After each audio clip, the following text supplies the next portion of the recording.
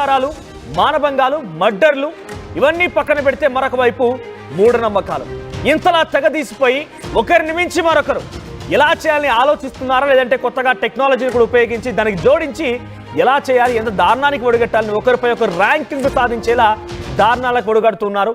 నేను చెప్పబోయేది బీహార్లోని ఒక అమ్మాయికి సంబంధించి ఎదుర్కొన్నటువంటి ఘటన ఇది.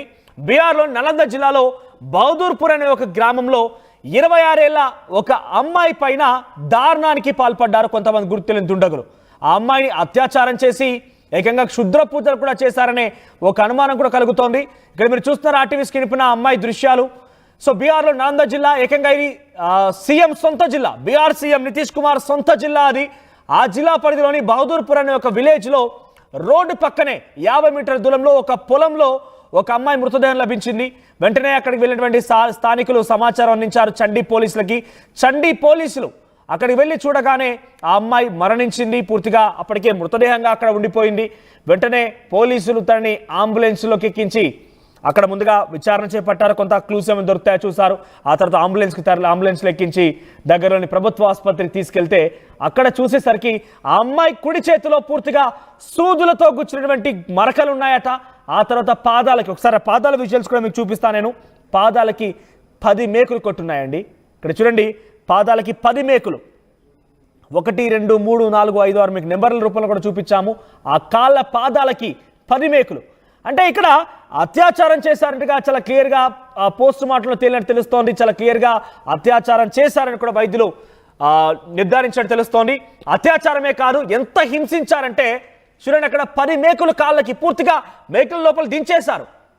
ఎంత నొప్పి వచ్చి ఉంటుంది ఆ మహిళకి. అప్పటికే ఆవిడ మరణించి ఉంటే ఆ నొప్పి తెలియకపోవచ్చు, కానీ ఆమె మరణించకుండా ఉన్నట్టయితే కనుక కాళ్ళకి అంతలా నొప్పి వచ్చేలా, రక్తాలు కారేలా ఆ మేకులు ఎలా కొట్టారంటే తలుచుకుంటూనే కొంత భయంగా ఉంది. అట్ ది సేమ్ టైం తన గొంతుపై కొంత బూడిద కూడా రాసిందట. అంటే దీన్ని బట్టి ఏమర్థమవుతుందంటే అత్యాచారం చేసి క్షుద్ర పూజలు నిర్వహించి అప్పుడు ఆ అమ్మాయిని చంపేసినట్టుగా కొంత అర్థమవుతోంది.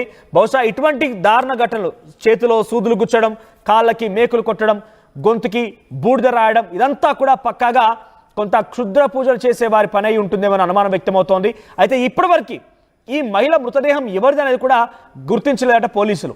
ఆమె మహిళను ఎక్కడి నుంచి తీసుకొచ్చారు, ఎవరు తీసుకొచ్చారు, ఈ దారుణానికి పాల్పడింది ఎవరు, ఇంకా ఏమీ తెలియదు. ఇప్పటివరకు కేవలం పోలీసులు పోస్టుమార్టం రిపోర్ట్ ద్వారా తేల్చింది ఒకే అంశం, ఆవిడని కొంత దారుణానికి పాల్పడి అత్యాచారం చేసి ఆ తర్వాత క్షుద్ర పూజలు చేసి చంపేసి ఉంటారనేది మాత్రం పోలీసు నిర్ధారణకు వచ్చారు. వైద్యులు కూడా అత్యాచారం చేశారని నిర్ధారించారు. కాళ్ళకి 10 మేకులు, కుడి చేతికి 10 సార్లుగా ఆ యొక్క సూదులతో గుచ్చినట్టుగా మరకలున్నాయట. గొంతుపైన బూడిద కూడా రాసి ఉంది. అయితే ఈ సంఘటన ఏకంగా సీఎం సొంత జిల్లాలోనే జరగడం అనేది అక్కడ ఒకసారిగా రాజకీయ వర్గాల్లో కూడా భగ్గుమంది. సో సీఎం సొంత జిల్లాలోనే మహిళలకి ఇటువంటి దారుణమైన పరిస్థితి ఎదురయ్యాయి, మహిళలకు రక్షణ లేదంటే ఇక రాష్ట్రం అంతా ఎలా ఉందో ఊహించుకోవచ్చు అని చెప్పి ఏకంగా అసెంబ్లీ సమావేశాలు కొనసాగుతున్నాయి. కాబట్టి అక్కడ అసెంబ్లీ సమావేశాల్లో హౌస్లోనే తేజస్వి యాదవ్, ప్రతిపక్ష నేత తేజస్వి యాదవ్ గలాన్ని విప్పారు. సో బీహార్ సీఎం నితీష్ కుమార్ పైన చాలా పెద్ద మొత్తంలో విరుచుకుపడ్డారు ఆయన. సో మహిళలకు రక్షణ లేదా అంటూ కూడా ఆయన కొంత మాట్లాడిన పరిస్థితి. ఒకసారి ఈ అంశం పైన డిఎస్పీ మాట్లాడారు. ఆయన ఏం మాట్లాడారో చూద్దాం. दिनांक 5/3/2025 को समय लगभग 9:30 बजे सुबह में चंडी थाना की पुलिस को ये सूचना प्राप्त हुई कि ग्राम बहादुरपुर में सड़क किनारे सड़क से लगभग 50 मीटर की दूरी पर खेत में एक अज्ञात महिला का शव पड़ा हुआ है। इस सूचना के सत्यापन में जब चंडी थाना की पुलिस घटनास्थल पर पहुंची तो पाया कि एक अज्ञात महिला उम्र लगभग 25 से 30 वर्ष का शव पड़ा हुआ था। शव को देखने से प्रथम दृष्टया उसके दोनों पैर में तलवों में कुछ कील गड़े हुए थे और गर्दन पे राख का निशान था। उस शव के दाहिने हाथ में सलाइन चढ़ाने वाला सुई भी लगा हुआ था। अभी तक उस शव का पहचान नहीं हो पाया है। जिले में एवं अगल बगल के जिलों में भी प्रसारित किया गया है, परंतु अभी तक उसकी पहचान नहीं हो पाई है। घटनास्थल का निरीक्षण वरीय पदाधिकारियों द्वारा भी किया गया है। बहरहाल पुलिस ने कांड दर्ज कर इसमें अनुसंधान प्रारंभ कर दिया है। पुलिस सभी संभावित बिंदुओं पर अनुसंधान कर रही है। वर्तमान में वहां विधि व्यवस्था చూడండి ఎంతటి దారుణం అనేది. ఇది ఎప్పటికీ ఆర్టీవీ అస్సలు సహించదు. ఇటువంటి వాటికి చాలా వ్యతిరేకం. అట్ ది సేమ్ టైం ఇటువంటి సంఘటనలకు సంబంధించి మీకు చూపించడంలో మా ఉద్దేశం మిమ్మల్ని భయభ్రాంతకు గురి చేయడమో లేదంటే మిమ్మల్ని కలవరపాటుకు గురి చేయడమో కాదు. అక్కడ జరిగినటువంటి సంఘటనల్ని, సమాజంలో జరిగినటువంటి దారుణాలని, కొంత మిమ్మల్ని ఎడ్యుకేట్ చేయడంతో పాటు అక్కడ జరిగినటువంటి సంఘటనలకు సంబంధించి వార్తలు చూపించడం. అట్ ది సేమ్ టైం ఇటువంటి దారుణాలకి మనం దూరంగా ఉండాలంటే ముందు మార్పు రావాల్సింది మీలో. మూఢనమ్మకాలు, హత్యలు, మానభంగాలు, మర్డర్లే కాకుండా సమాజంలో ఇంకా చేయాల్సింది చాలా ఉంది. కనీసం తిండి తిప్పలు లేకుండా రోడ్లపైన పడుకున్న వాళ్ళు చాలామంది ఉన్నారు. నీకు చేతనైతే ఎంతో కొంత వాళ్ళకి వాళ్ళ పొట్ట నింపండి. లేదు కాదుకూడదు అనుకుంటే వాళ్ళలో కొంత మార్పు తీసుకొచ్చే ప్రయత్నం చేయండి.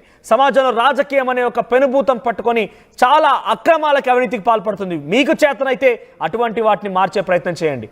కానీ ఇటువంటి దారుణాల ఒకరిని మించి ఒకరు, బహుశా ఇక్కడ టెక్నాలజీని కూడా వాడుతున్నారనే పదాన్ని ఎందుకు వాడుతున్నానంటే ఒకరిని మించి ఒకరండి. అసలు ఒక సంఘటన జరిగిందంటే దానికి భిన్నంగా మరొకటి జరగడం, ఇలా ఒకదానికొకటి సంబంధం లేకుండా కొత్త కొత్త రూపాలని, కొత్త కొత్త మర్డర్లు, కొత్త కొత్త